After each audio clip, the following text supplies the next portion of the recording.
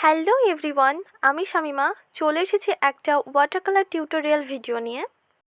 আগে থেকেই আমি একটা স্কেচ করে রেখেছিলাম, সেটাতেই আমি এখন কালার অ্যাপ্লাই করব।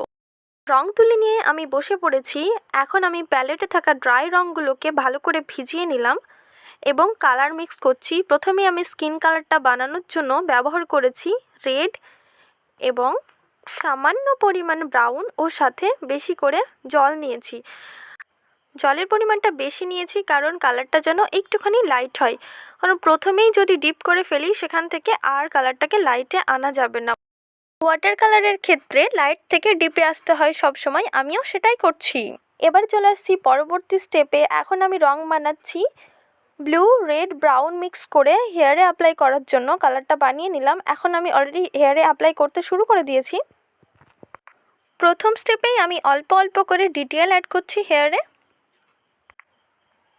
এখানে 1 নম্বর তুলিটি ব্যবহার করছি। ছবিটিতে ম্যাক্সিমাম টাইম এই তুলিটি ব্যবহার করা হয়েছে। হেয়ারে আমি সুন্দরভাবে ডিটেল অ্যাড করছি। আমার বেশ ভালোই লাগছে হেয়ারটাকে সুন্দরভাবে সাজিয়ে দিতে। এই যে কার্লি হেয়ারটাও সুন্দরভাবে বানাচ্ছি। এবার চলে এসেছি ব্যাকগ্রাউন্ডে আমার সব থেকে পছন্দের যে কালারটি ইয়েলো, সেটাই এখন অ্যাপ্লাই করছি। ইয়েলো কালারটির সাথে শুধুমাত্র জল মিশিয়ে আমি এটি অ্যাপ্লাই করছি। মাঝে মাঝে এটার সাথে জল মেশাচ্ছি কারণ আমি চাইছি না ছবিটি যেন হার্ড হয়ে যাক। আগেই বললাম এটি আমার খুব পছন্দের একটি কালার, সেই জন্য আমি খুব খুশি মনেই এটা অ্যাপ্লাই করছি। আর আমি চাইছিলাম ছবিটা যেন প্রচুর কালারফুল হোক। অন্যদিকে চলে এসেছি গ্রিন কালারটা অ্যাপ্লাই করতে। আমার বেশ ভালোই লাগছে এটা অ্যাপ্লাই করতে। সুন্দর একটা সোনালি সবুজে ভরা একটা ব্যাকগ্রাউন্ড মনে হচ্ছে, আমার খুব ভালো লাগছে। ভেজা থাকা অবস্থাতেই আমি ফার্স্ট স্ট্রোকের কালারটি ভালোভাবে অ্যাপ্লাই করে নিচ্ছি। মনে রাখতে হবে ফার্স্ট স্ট্রোকের কাজটা রঙটা ভেজা থাকা অবস্থাতেই অ্যাপ্লাই করতে হবে। শুকিয়ে যাওয়ার পর ফার্স্ট স্ট্রোকের কাজ যদি আবার করা হয় তাহলে ছবিটিতে ছোপ ছোপ দাগ পড়ে যাবে, দেখতে মোটেও ভালো লাগবে না। ঠিক তেমনই সেকেন্ড স্ট্রোক দেওয়ার আগে প্রথম স্ট্রোকটি ভালোভাবে শুকিয়ে নিতে হবে। প্রথম স্ট্রোকটি ভেজা থাকা অবস্থাতে যদি সেকেন্ড স্ট্রোক শুরু করে দেওয়া যায় তাহলে রঙগুলো ঘেটে যাবে। এক্ষেত্রেও ছবিটি কিন্তু খুব বাজে দেখতে লাগবে।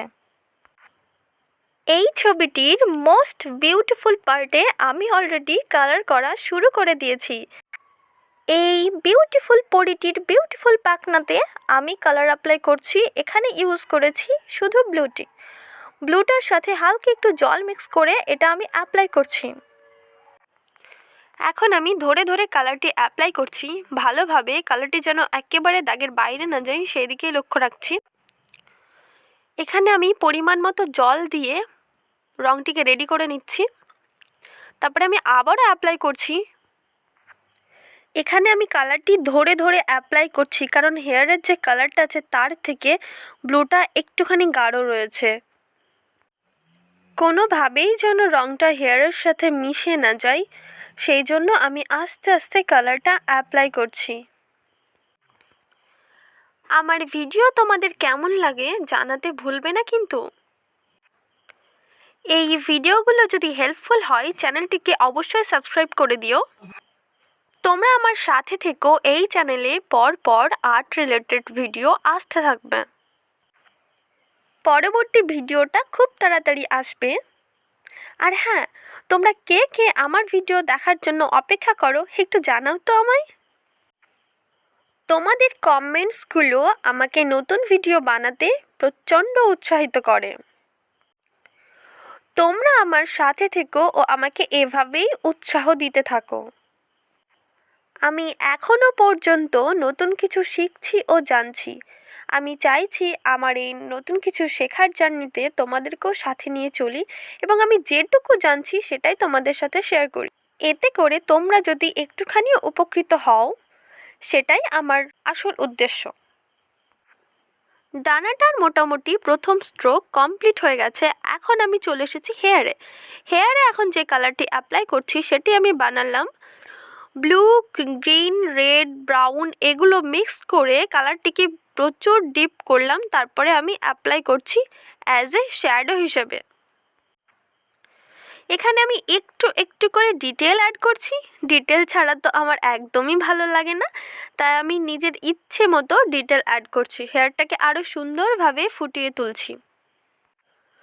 যতক্ষণ না পর্যন্ত আমি এই ছবিটিকে নিয়ে পুরোপুরি সন্তুষ্ট হচ্ছি, ততক্ষণ পর্যন্ত আমি এই ডিটেল অ্যাড করেই যাব, আর আমি আমার কারুকার্য চালাতেই থাকবো। এখনও আমার শেষ হচ্ছে না কারুকার্য চালানো। আমি আবারও রং তৈরি করলাম। এখানে আমি এবার ব্রাউনের পরিমাণটা একটুখানি বেশি নিয়ে জলের পরিমাণটা একটু কম দিয়ে আমি আবারও স্ট্রোক দিতে শুরু করেছি। এখন আমি স্ট্রোক দিচ্ছি।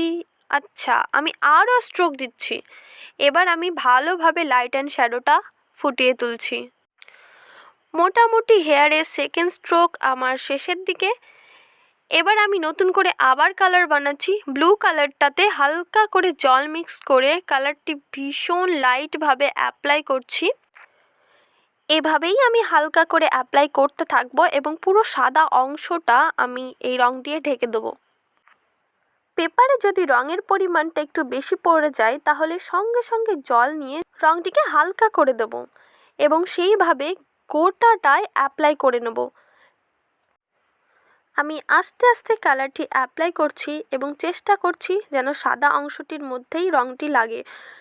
সাদা অংশটির বাইরে রঙটি গেলে পরে অন্য রঙের সাথে এই রঙটি ঘেঁটে যেতে পারে।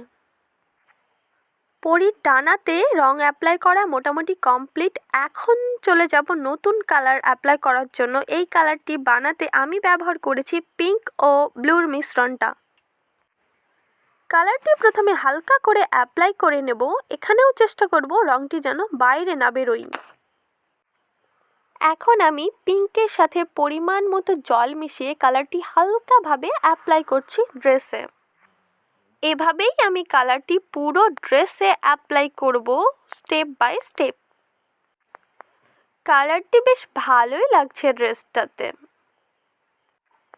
ড্রেসের ফার্স্ট স্ট্রোকটা আমার কমপ্লিট হয়ে গেল। এখন আমি রং বানাচ্ছি স্কিনগুলো শ্যাডো দেওয়ার জন্য। শ্যাডোর কালারটা বানালাম আমি ব্রাউনটাতে হালকা করে পিঙ্ক অ্যাড করে সেটাতে জলের পরিমাণ একটুখানি কম দিয়ে অ্যাপ্লাই করছি। আমি আস্তে আস্তে আরও ডিটেল অ্যাড করব এবং এই প্রসেসটা চলতে থাকবে পুরো স্কিনে। হাতের শ্যাডোটা আমি ভালোভাবে দিয়ে নিচ্ছি এবং আরও ডিটেল অ্যাড করছি ছবিটিতে। আমি ডিটেল আরও বেশি বাড়াচ্ছি এবং আস্তে আস্তে লাইট অ্যান্ড শ্যাডোটা ফুটিয়ে তুলছি। এক পায়ে কালার অ্যাপ্লাই করা মোটামুটি কমপ্লিট।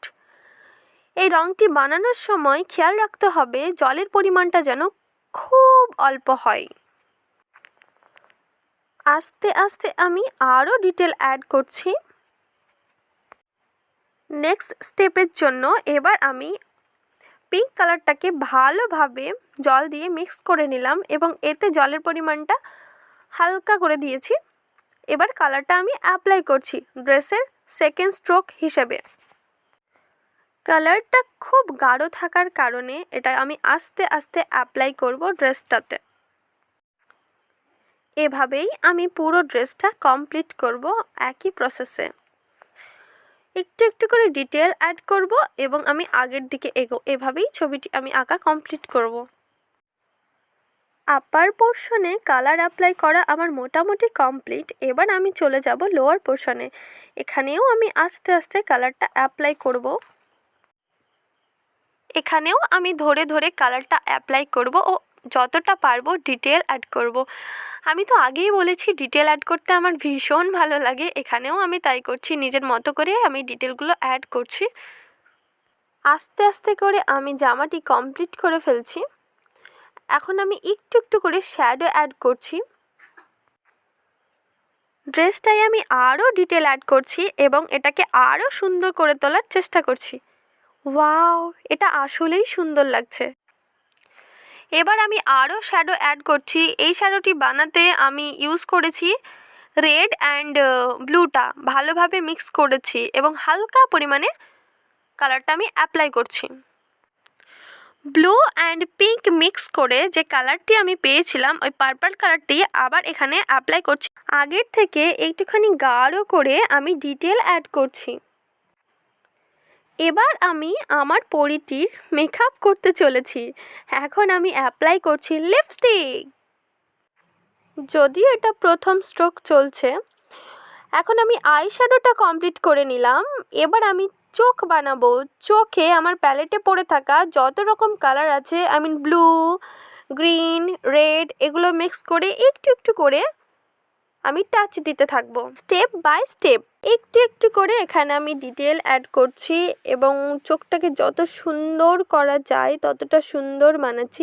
এবার আমি আইব্রোটা কমপ্লিট করে নিলাম। এখন আমি রং বানাচ্ছি। লিপস্টিকের সেকেন্ড স্ট্রোক দেওয়া শুরু করে দিলাম। ওয়াও, কি সুন্দর ছবিটা হলো। তোমরা দেখো এবং কমেন্ট করে জানাও ছবিটির ফাইনাল লুকটা তোমাদের কেমন লাগছে। আমি হেয়ারে থার্ড স্ট্রোক দিচ্ছি। আস্তে আস্তে এটা আমি কমপ্লিট করছি এবং একটু একটু করে আমি ডিটেলগুলো অ্যাড করছি। এই যে এখানে আমি আরও ডিটেল অ্যাড করছি। যতক্ষণ না পর্যন্ত আমি সন্তুষ্ট হচ্ছি ততক্ষণ পর্যন্ত আমি ডিটেল অ্যাড করেই যাব। পরিধির ডানায় ডিটেল অ্যাড করা মোটামুটি কমপ্লিট হয়ে গেল। এবার আমি এঁকে নেব আইলাইনার। একইভাবে আমি অন্য চোখেও এঁকে নেব। আমার কিন্তু নিজের চোখে এত সুন্দর পড়া হয় না। ফাইনালি আমি একটু একটু করে আরও ডিটেল অ্যাড করছি। এখানেও ডিটেল অ্যাড করছি। এভাবেই আমার ডিটেল অ্যাড করা চলতে থাকুক। ছবিটি মোটামুটি শেষের দিকে চলে এসেছে। এই তো, এবার আমি লিপস্টিক পরাচ্ছি। ছবিটি ভালো লাগলে একটি লাইক অবশ্যই করবে।